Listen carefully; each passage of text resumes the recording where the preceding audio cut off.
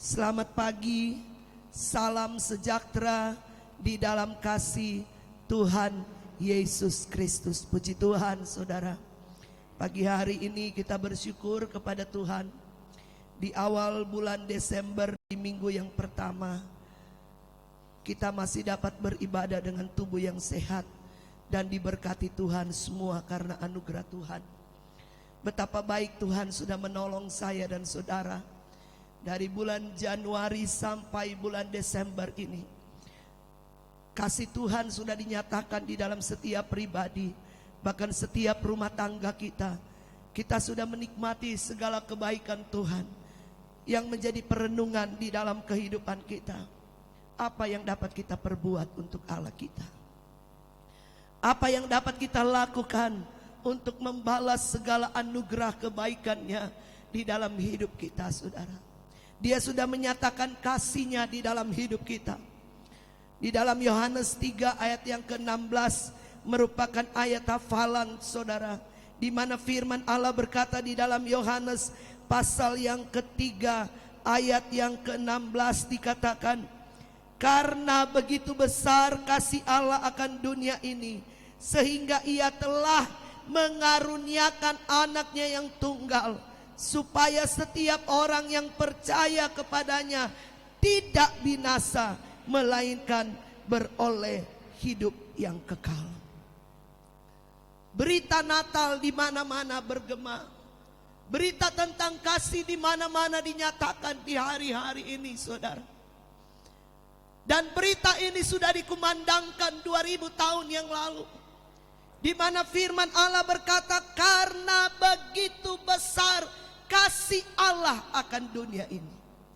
Karena begitu besar kasih Tuhan di dalam setiap kehidupan kita manusia, sehingga Dia merelakan anaknya yang tunggal, yaitu Yesus Kristus, mati di atas kayu salib, berkorban buat saya dan saudara, untuk menyelamatkan kehidupan manusia, sehingga manusia dapat memperoleh hidup yang kekal.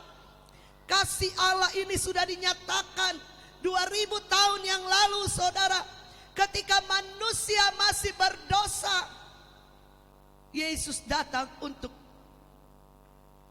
memperdamaikan hubungan manusia dengan Allah. Dosa yang memisahkan manusia dengan Allah, sehingga Yesus harus datang untuk menyelamatkan kehidupan manusia. Dia lakukan itu, firman Allah berkata, karena kasih-Nya kepada saya dan saudara. Dan kita bersyukur kita boleh dipilih dari sekian banyak manusia di bawah kolong langit ini. Saya dan saudara boleh dipilih menjadi anak-anak Tuhan, menjadi pewaris kerajaan Allah. Itu adalah berkat yang luar biasa di dalam kehidupan kita. Kalau kita merenungkan siapakah kita ini, saudara, kita tidak lepas dari kekurangan, kita tidak lepas dari kesalahan, kita tidak lepas dari hal-hal yang membuat Allah tersakiti dengan perbuatan-perbuatan kita. Tetapi firman Allah berkata, Dia memanggil saya dan saudara, Dia memilih kehidupan saya dan saudara karena kasih, saudara. Kalau kita lihat, saudara, di dalam Injil Matius sampai Wahyu, itu dirangkum dalam 2 bagian. Dari Injil Matius dalam Perjanjian Baru sampai Wahyu itu hanya dirangkum dalam 2 bagian. Yang pertama dikatakan, kasihilah Tuhan Allahmu. Dengan apa? Dengan segenap hati, dengan segenap jiwa, dan dengan segenap akal budi. Dan hukum yang kedua yang dikatakan oleh firman Allah yang tidak kalah pentingnya, kasihilah sesamamu manusia seperti dirimu sendiri. 2 bagian ini dirangkum dari Injil Matius sampai Wahyu, saudara. Kalau kita sederhanakan, dua bagian ini adalah kasih. Kasih kepada Allah, kasih kepada sesama manusia, dan kasih kepada diri sendiri. Dua perintah ini yang harus saya dan saudara lakukan di dalam kehidupan kita. Betapa kasih ini penting di dalam kehidupan orang percaya. Bahkan saya mau katakan, kasih adalah barometer, kasih adalah ukuran bagi kita orang yang percaya kepada Tuhan. Sekalipun firman Allah berkata, di akhir zaman kasih kebanyakan orang akan menjadi tawar. Kasih kebanyakan orang akan menjadi dingin. Tetapi saudaraku, kita mau lihat teladan yang diberikan oleh Yesus. Dikatakan karena begitu besar kasih Allah akan dunia ini, Dia merelakan anaknya yang tunggal untuk mati di atas kayu salib, untuk menebus kehidupan saya dan saudara. Dan firman Allah berkata, barang siapa yang percaya kepada Yesus akan menerima hidup yang kekal, saudara. Hidup yang kekal adalah tujuan akhir daripada manusia. Di sana ada keabadian, di sana tidak ada batas waktu, saudara. Kita di dunia ini terbatas. Firman Allah berkata 70, kalau kuat 80, kalau lebih daripada itu penderitaan. Manusia di bawah kolong langit ini hidupnya terbatas. Tetapi firman Allah berkata, kalau percaya kepada Yesus, kita akan mewarisi kerajaan yang kekal, yaitu sorga yang tinggal kekal untuk selama-lamanya. Di sana tidak ada batas waktu, di sana kekal. Itu sebabnya betapa penting di dalam kehidupan kita manusia, kita memiliki kasih itu di dalam hidup kita. Sebab di dalam 1 Korintus pasal yang ke-13 ayat yang ke-1 sampai ayat yang ke-7, firman Allah berkata di dalam 1 Korintus 13 ayat yang ke-1 sampai ayat yang ke-7, dikatakan di sana, sekalipun aku dapat berkata-kata dengan sebuah bahasa manusia dan bahasa malaikat, tetapi aku tidak mempunyai kasih, aku sama dengan gong yang berkumandang dan canang yang gemerincing, saudara. Ayat 1 katakan, sekalipun kita memiliki banyak bahasa, saudara menguasai bahasa Inggris, bahasa Jerman, bahasa Belanda, bahasa apapun yang ada di dalam dunia ini. Firman Allah berkata, bahkan bahasa malaikat sekalipun, kalau tidak punya kasih, nol, saudara. Ada orang doa makan saja kepenuhan Roh Kudus, itu dipertanyakan, saudara. Alkitab bilang, biar menguasai bahasa apapun, bahasa malaikat sekalipun, kalau tidak punya kasih, sama seperti gong yang gemerincing, saudara. Ayat yang kedua dikatakan, sekalipun aku mempunyai karunia untuk bernubuat, dan aku mengetahui segala rahasia, dan memiliki seluruh pengetahuan, dan sekalipun aku memiliki iman yang sempurna untuk memindahkan gunung, tetapi jika aku tidak mempunyai kasih, aku sama sekali tidak berguna, saudara. Jelas firman Allah berkata, sekalipun kita punya banyak-banyak karunia, karunia untuk bernubuat, karunia untuk membedakan roh, karunia apa saja, firman Allah berkata, sekalipun kita banyak karunia, sekalipun kita memiliki seluruh pengetahuan, orang pintar, orang pandai, orang hebat, dan seluruh pengetahuan. Sekalipun kata Alkitab memiliki iman yang sempurna, yang dapat memindahkan gunung, tetapi kalau tidak punya kasih, tidak berguna, saudara. Betapa penting kasih itu di dalam kehidupan orang percaya, saudara. Ayat yang ketiga dikatakan, dan sekalipun aku membagi-bagikan segala sesuatu yang ada padaku. Menjadi orang yang suka berbagi, suka memberi, saudara.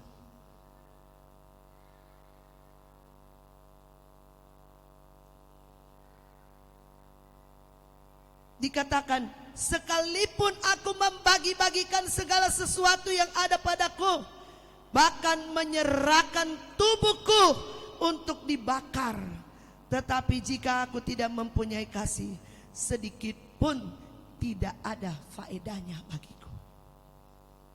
Orang memberi itu macam-macam motivasi, saudara. Tapi kalau memberi dengan ketulusan, itu yang Tuhan mau. Alkitab berkata, sekalipun, kita lihat sekarang kalau musim-musim caleg, wah banyak jadi dermawan, saudara. Banyak orang suka memberi. Macam-macam motivasi orang memberi.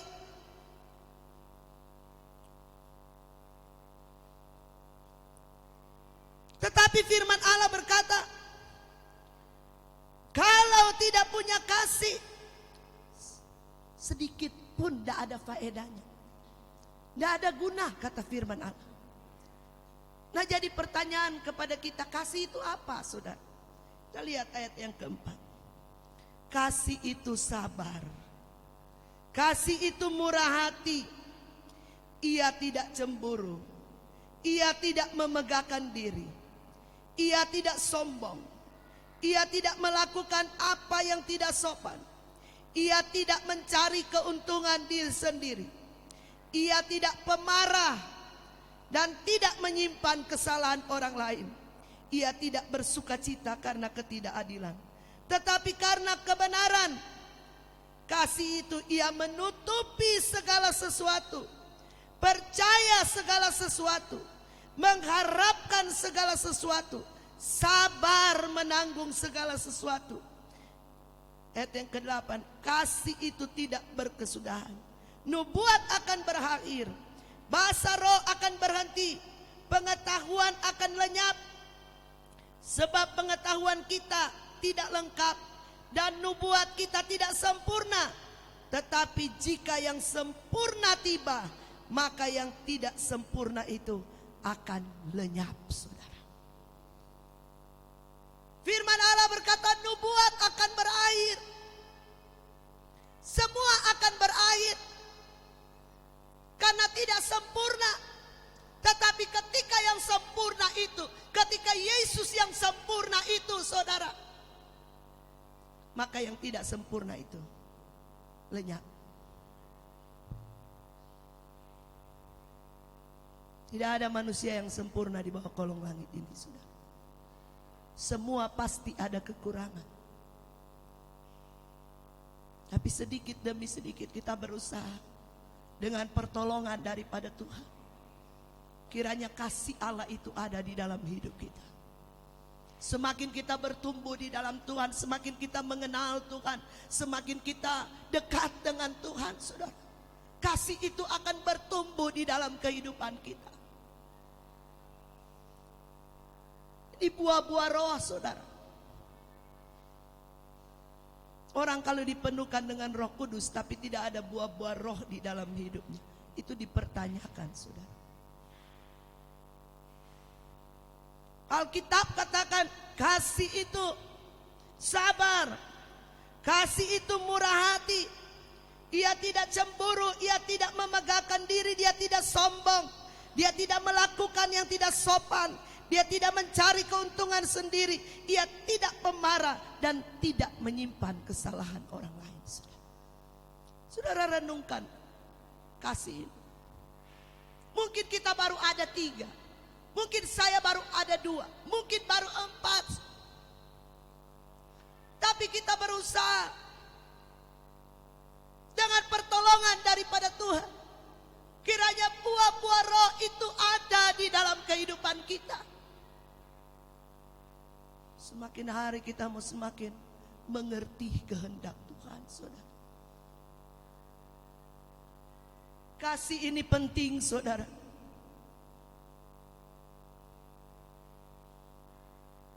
Berapa lama engkau ikut Tuhan? Berapa lama engkau berkata engkau anak Tuhan? Sudahkah engkau mempraktekkan kasih itu di dalam kehidupan?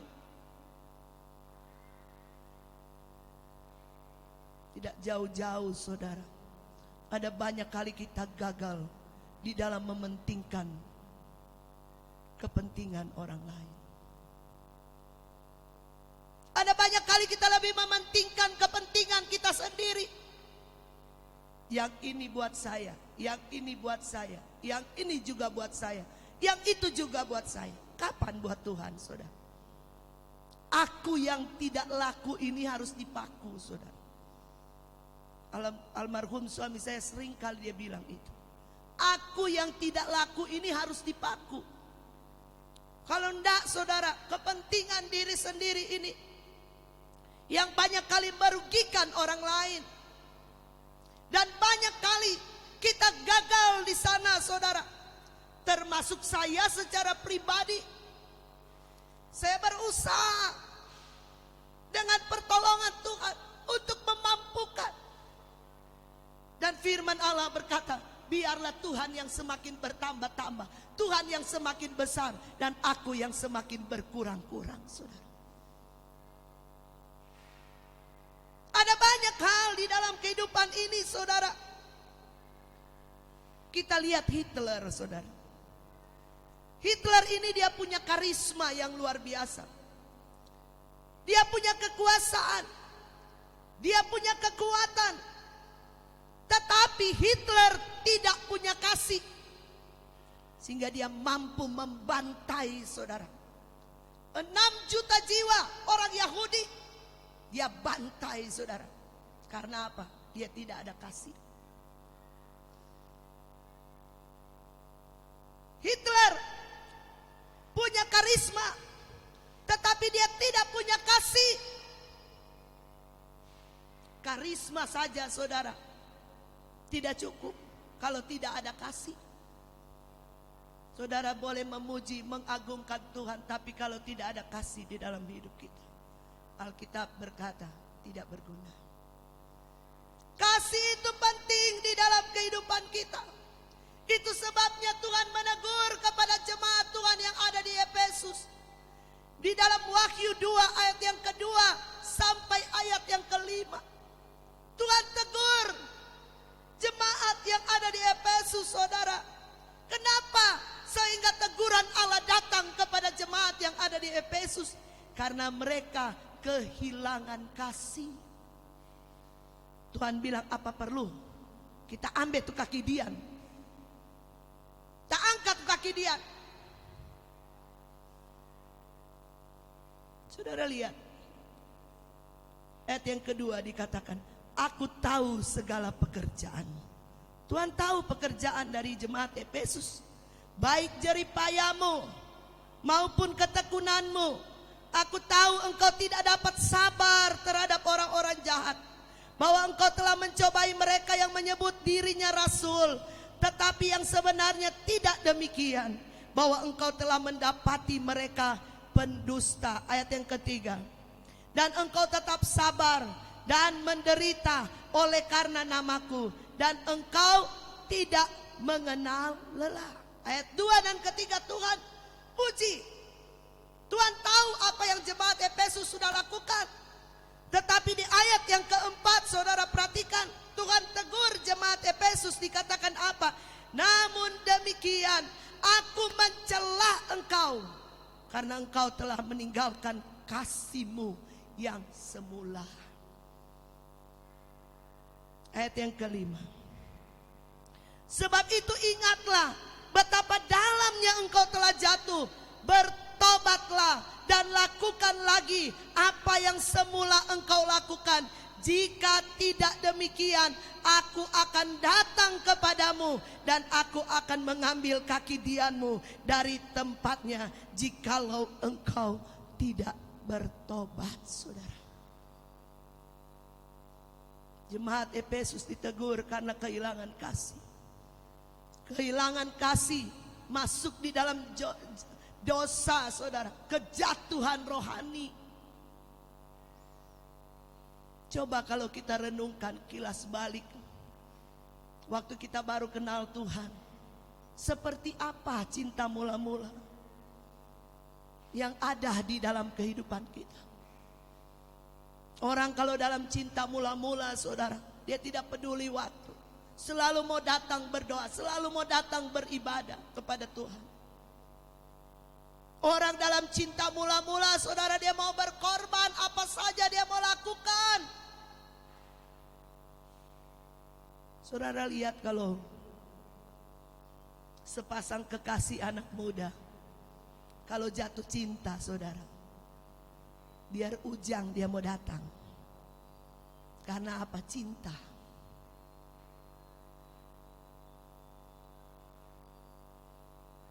Orang kalau ada dalam cinta mula-mula, saudara, apapun dia mau lakukan.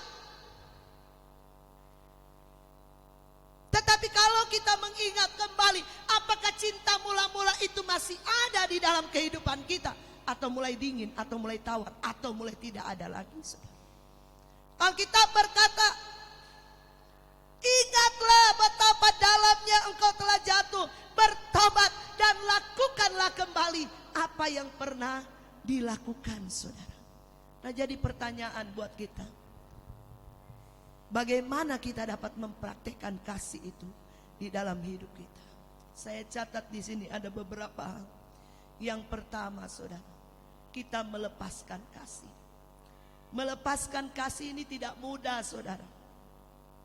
Kepada orang yang baik dengan kita gampang. Tetapi ketika orang tidak baik dengan kita, tidak cocok dengan kita, saudara, ada banyak kali kita gagal di sana. Matius 5 ayat 46 sampai 47.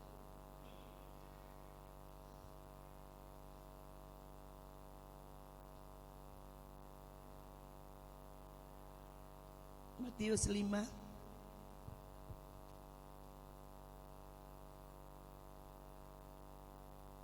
apabila kamu mengasihi orang yang mengasihi kamu, apakah upamu? Bukankah pemungut cukai juga berbuat demikian? Ayat 47. Dan apabila kamu hanya memberi salam kepada saudara-saudaramu saja, apakah lebihnya daripada perbuatan orang lain? Bukankah orang yang tidak mengenal Allah pun berbuat demikian, saudara? Saudara bisa baca di dalam Matius 5 ini, ayat-ayat sebelumnya, saudara. Yesus berkata, ini perkataan Yesus sendiri. Yesus bilang, apa dengan apelebe dengan orang berdosa, dengan pemungut cukai? Orang berdosa pun melakukan yang sama. Orang yang tidak kenal Tuhan pun melakukan yang sama. Tapi yang membedakan kita, saudara, Yesus mengajar, berdoa buat musuh, berkati orang yang menyakiti kita. Sebab kalau kita hanya berbuat baik kepada orang yang berbuat baik, sama kata firman Allah dengan pemungut cukai.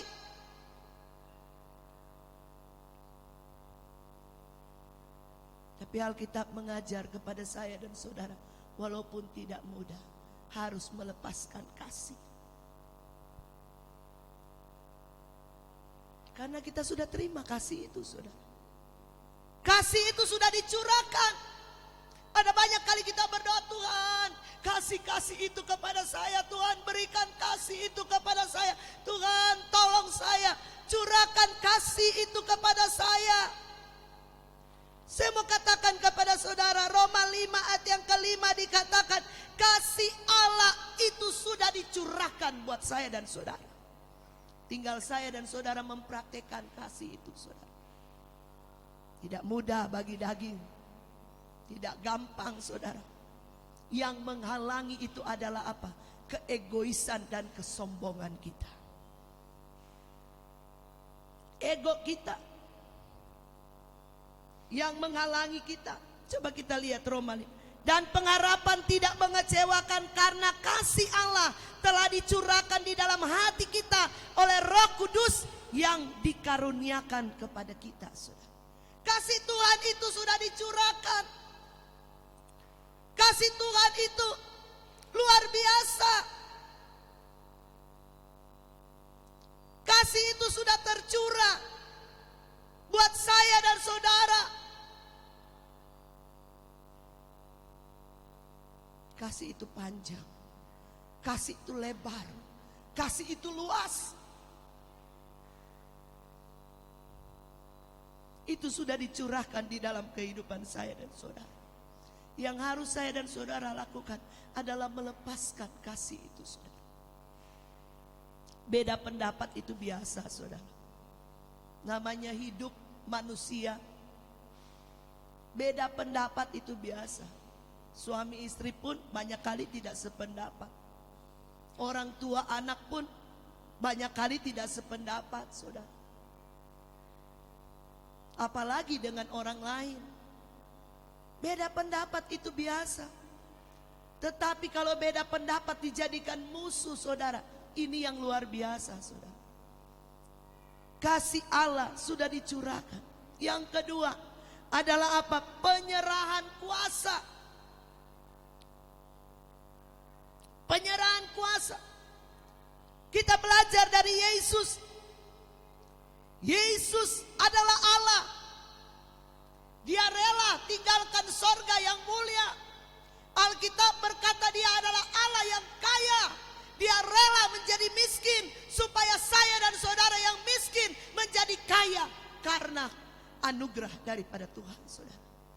Bahkan firman Allah berkata di dalam Filipi 2 ayat yang ke-5 sampai ayat yang ke-9, bagaimana Yesus melepaskan haknya, saudara.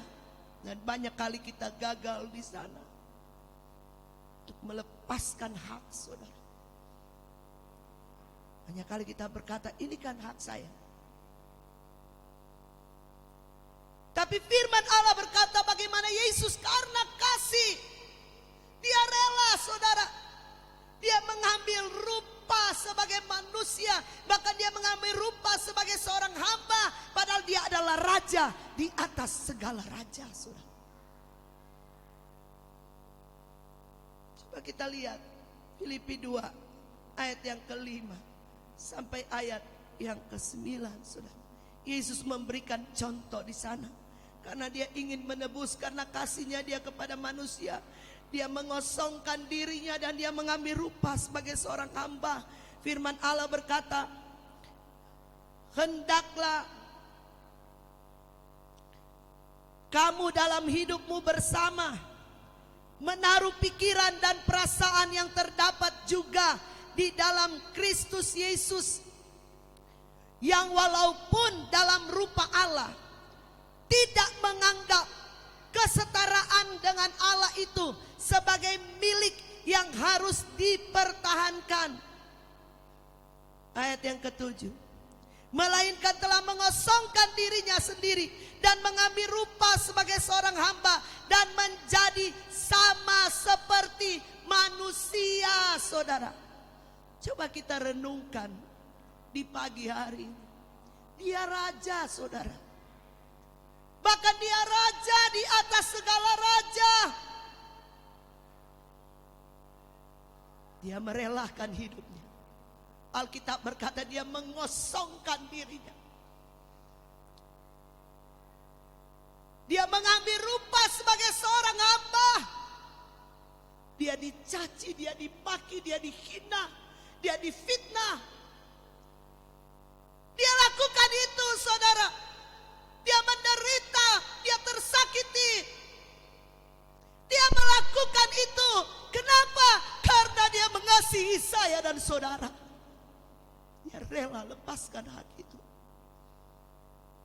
Hanya karena apa? Supaya saya dan saudara tidak binasa. Supaya saya dan saudara mewarisi kerajaan kekal Itu yang Yesus lakukan. Kasih yang tak terbatas itu, saudara. Dia lakukan itu, saudara. Bahkan kepada penjahat yang akan dihukum mati. Ketika dia berkata, Yesus, kalau engkau sudah ada di Firdaus, ingat akan aku. Yesus berkata, hari ini juga engkau bersama-sama dengan aku.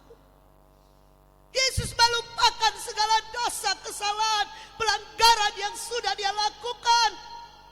Karena kasih, saudara. Karena kasih Yesus lakukan itu. Dia mengosongkan dirinya. Siapa kita, saudara? Dan kala kita terlalu membanggakan diri, keegoisan dan kesombongan manusia, itu yang menghalangi kita untuk dapat mempraktekkan kasih Allah di dalam kehidupan kita. Tetapi Yesus sudah menjadi teladan buat saya dan saudara. Betapa pentingnya kita melepaskan kasih itu. Betapa pentingnya kita ada penyerahan, kuasa penyerahan hak di dalam kehidupan kita. Tidak mudah, saudara. Kita dibentuk, diproses oleh Tuhan. Ada banyak kali kita terluka, ada banyak kali kita tersakiti, ada banyak kali kita kecewa, ada banyak kali kita kehilangan pengharapan, ada banyak kali kita tawar hati, saudara. Kadangkala luka itu belum sembuh, luka lagi, saudara. Kita lihat manusia, kita akan terus tidak mampu untuk mempraktekkan kasih. Tapi ketika kita melihat Yesus, Dia teladan kita, Dia mau kita melakukan itu, saudara. Yang ketiga, untuk dapat mempraktekkan kasih, melakukan sebuah prinsip, saudara, yaitu seperti untuk Tuhan. Melakukan prinsip adalah seperti untuk Tuhan. Itu akan menolong saya dan saudara untuk dapat melepaskan kasih, untuk dapat menyerahkan hak kita. Kolose 3 ayat yang ke-23, coba kita lihat. Kolose 3 ayat yang ke-23. Apapun juga yang kamu perbuat, perbuatlah dengan segenap hatimu, seperti untuk Tuhan dan bukan untuk manusia. Kalau kita melakukan prinsip ini, saudara, maka kita akan mampu, saudara, untuk melakukan. Kita melakukan, kita mengampuni, karena kita melakukan seperti untuk Tuhan dan bukan untuk manusia. Dan kalau kita melakukan untuk manusia, kita akan ingat jeleknya, kita ingat salahnya, kita ingat kekurangannya, kita ingat perbuatan-perbuatannya. Tetapi kalau kita melakukan seperti untuk Tuhan, maka Roh Kudus akan memampukan saya dan saudara untuk mempraktekkan kasih Allah itu di dalam hidup kita, saudara. Natal berbicara tentang damai. Natal berbicara tentang kasih. Tapi kita lihat, karena kasih yang tidak dapat dilepaskan, berapa banyak gereja terjadi perpecahan, berapa banyak gereja hancur, saudara, karena tidak ada kasih di antara sesama anggota jemaat. Bahkan Natal ini, dari tahun ke tahun itu, saudara, berapa banyak orang kehilangan damai sejahtera. Padahal Natal adalah damai. Natal adalah kasih. Natal adalah wujud kasih Allah. Dia lahir di kandang Bethlehem yang hina. Yesus lahir di kandang binatang. Dalam segala kesederhanaan. Karena Dia mengasihi saya dan saudara.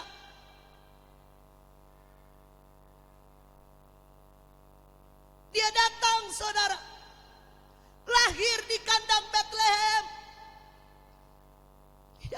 penginapan. Tidak ada orang yang dapat menyambut. Datang dengan segala kesederhanaan karena kasih. Natal adalah damai. Natal adalah kasih yang sudah dicurahkan 2000 tahun yang lalu. Dan kiranya damai itu ada di dalam kehidupan kita. Kiranya kasih itu ada di dalam kehidupan kita, saudara. Kita lihat, saudara.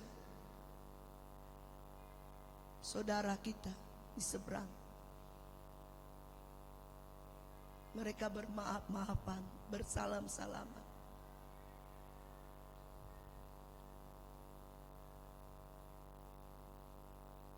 Dulu sebelum COVID, bersalam-salaman. Sekarang gak bisa, saudara. Jadi orang Jepang semua. Salam.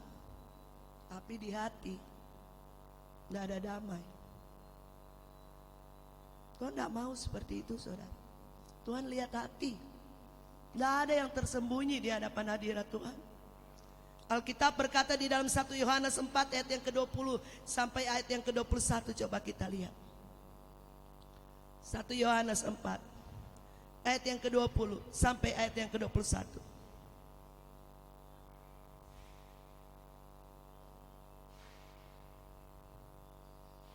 Ayat 20.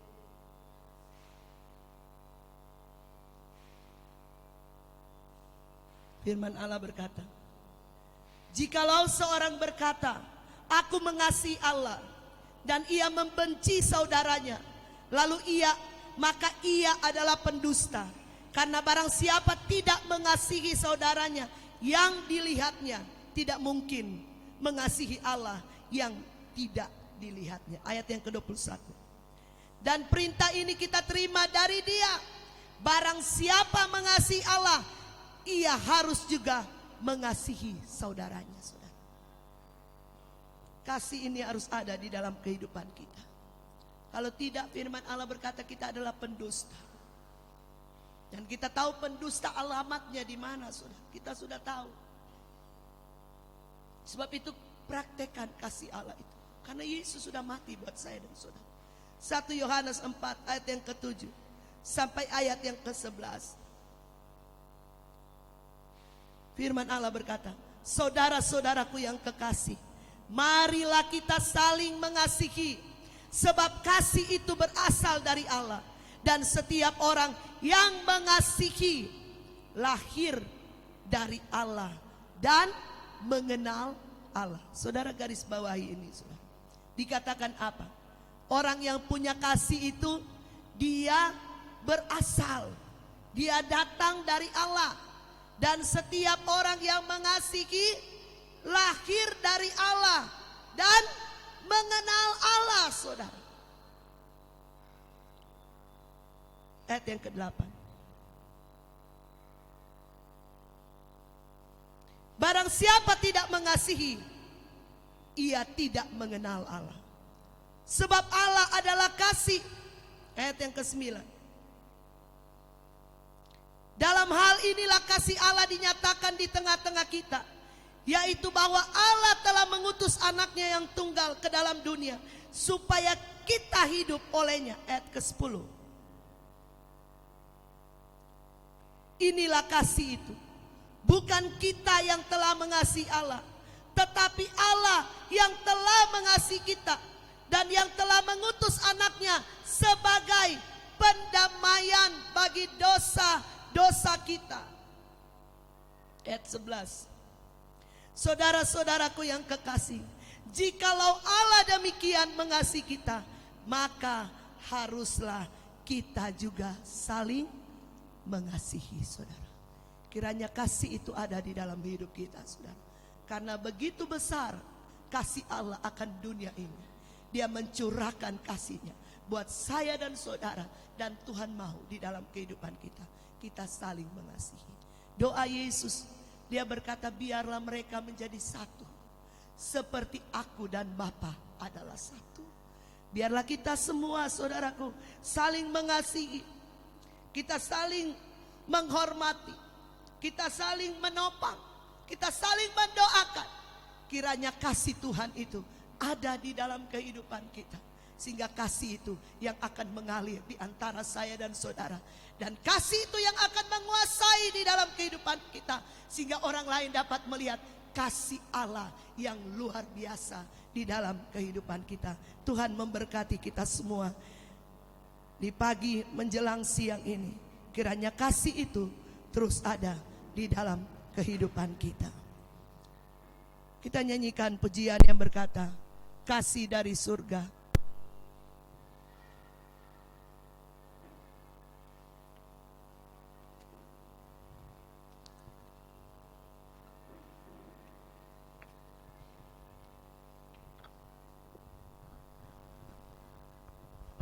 Haleluya. Renungkan firman Allah di siang hari ini, saudara. Di mana posisimu hari ini? Apakah engkau seperti jemaat yang ada di Efesus, mulai kehilangan kasih mula-mula itu? Minta kepada Tuhan. Biar Tuhan yang akan menolong saya dan saudara, memampukan saya dan saudara untuk dapat melepaskan kasih, untuk dapat menyerahkan hak kita, saudara, untuk dapat berbuat seperti untuk Tuhan dan bukan untuk manusia. Ada banyak kali, saudara, keegoisan dan kesombongan kita yang membuat kita tidak mampu untuk melakukan. Tetapi firman Allah datang kepada saya dan saudara, biar kasih dari sorga itu mengalir dan memenuhi di dalam setiap kehidupan kita. Haleluya, haleluya. Mari kita bangkit berdiri. Kita menghadapi perjamuan Tuhan. Tubuh dan darah Yesus sudah dicurahkan 2000 tahun yang lalu. Semua karena kasih. Haleluya, haleluya. Kasih